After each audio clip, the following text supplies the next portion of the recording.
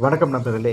இப்போ நம்ம பார்த்துக்கிட்டு இருக்கிறது பார்த்தீங்கன்னா, ஒரு வாய்க்கால். அதாவது ஒரு பெரிய தாமரை குளத்துலேருந்து இந்த ஒரு சின்ன ஒரு குட்டைக்கு இந்த வாய்க்காலை பண்ணியிருக்காங்க. இதில் என்ன விஷயம் அப்படின்னாக்கா, இது முழுக்க முழுக்க கோயில் கற்கள் அடிக்கட்டிருக்காங்க.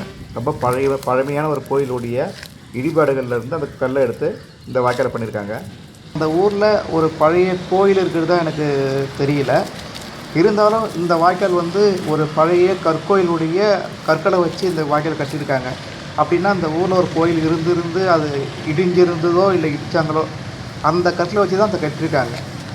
இது போல் ஒரு இடத்துல கற்கோயில்களுடைய பழைய இடிபாடுகள் இருக்குது அப்படின்னா நாம் எடுத்து அதை புதுப்பிக்காட்டாலும் நமக்கு பின்னாடி வர மக்கள் இதனுடைய வரலாறை தெரிஞ்சுக்கிட்டு அதை புதுப்பித்து அதை மறுபடியும் பயன்பாட்டுக்கு கொண்டு வர வாய்ப்பு நிறையா இருக்கிறதுனால இதுபோல் அடுத்த பயன்பாட்டுக்கு அதை பயன்படுத்தாமல் இருக்கிறது ரொம்ப நல்லதுன்னு நான் நினைக்கிறேன்.